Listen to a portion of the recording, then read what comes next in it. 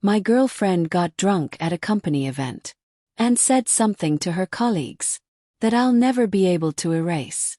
I was sitting in the hotel lobby waiting to pick her up the same way I had many times before. I wasn't expecting much, just a slightly tipsy version of her who needed a ride home. Instead, I ended up watching the most humiliating scene of my life unfold.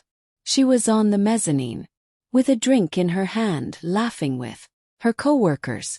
I heard her voice carry over the railing. "He's probably already down there waiting like a loyal puppy." They all burst out laughing, and she added, "He's so obsessed with me. Could cheat on him in front of his face and he'd still blame himself for not being good enough." Their laughter grew louder. Sat there stunned, unseen.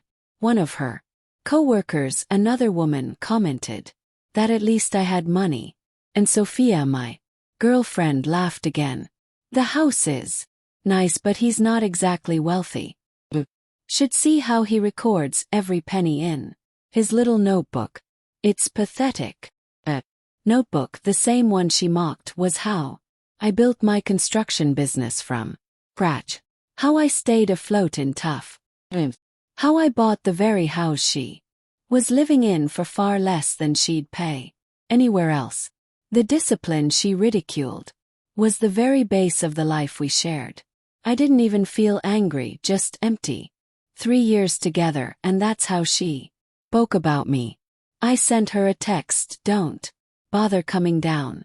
Find another ride." Then I blocked her and left. When I got home, I called my buddy Mike, who's a lawyer. I explained what happened and asked about my options. She'd lived with me for over 2 years, so even without a lease, she had tenant rights.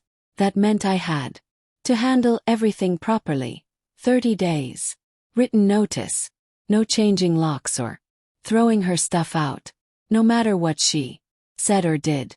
I didn't like it, but I wasn't going to risk legal trouble. So I spent the next couple of hours drafting a formal notice for her to leave and planning how to separate our lives. She came home around 1 a.m., makeup smudged still, in her party dress. "Why did you leave me stranded?" she asked. "Why did you block me?" "I had to get a ride from Kevin."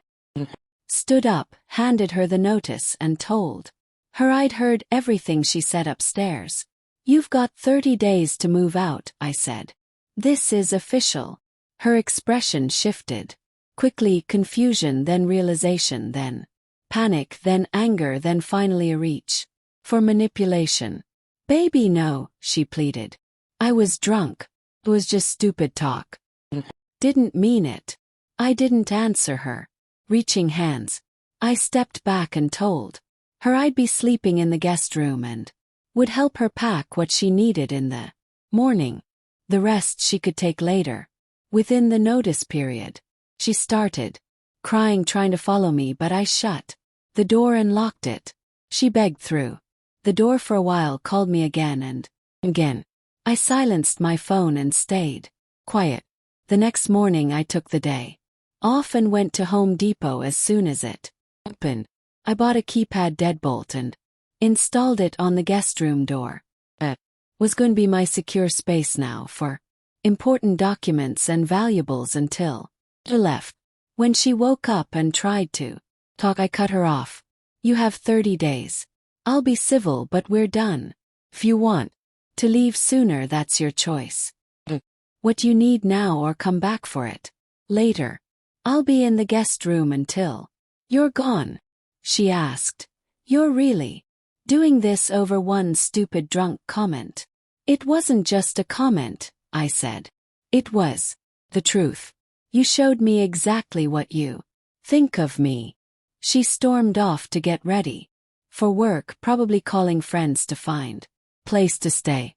Before leaving, she made one last attempt to talk, but I repeated myself, same terms, same timeline.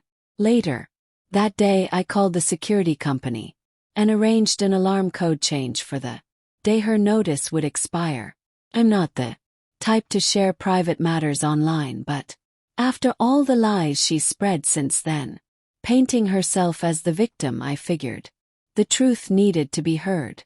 Wasn't, sis. I was committed. There's a difference. Now I'm just done. I arranged to transfer all utilities into my name. After her 30-day notice began, I took photos of the house to document its state, in case she caused damage. For the next week we lived in a tense truce.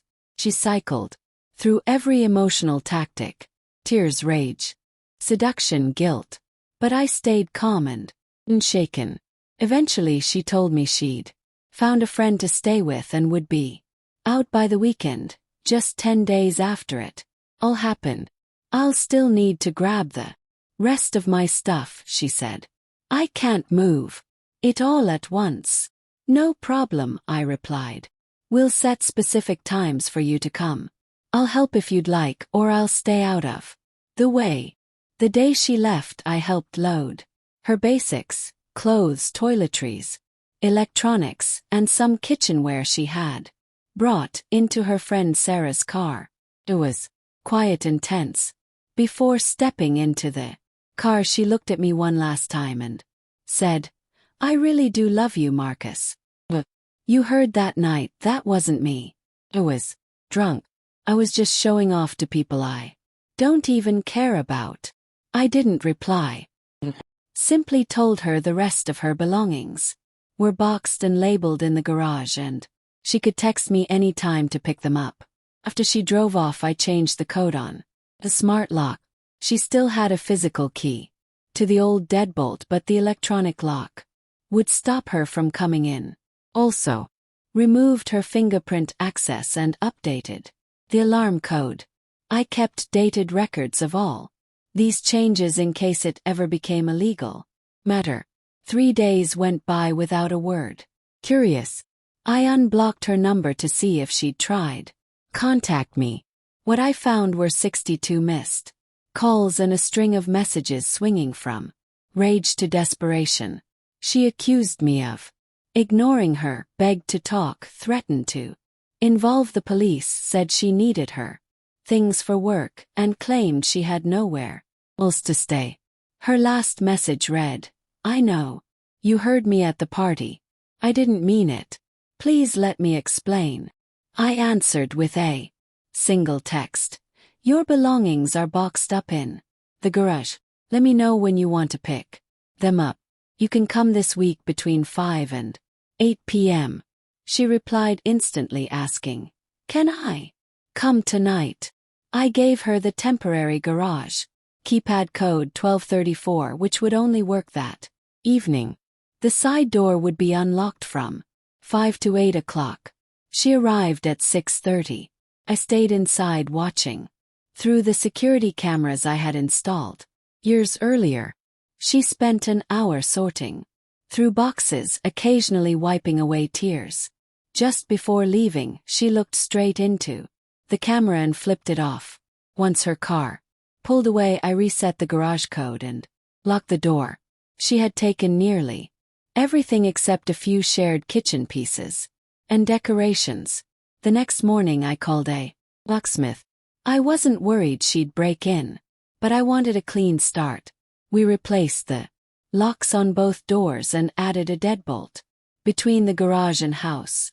2 weeks later, with 20 days still left on her official notice period, I received an email from her confirming she was giving up her tenancy and had collected all she wanted. I forwarded it to my lawyer friend Mike, who confirmed it was legally sufficient. Since then, she's been rewriting the story to anyone who will listen.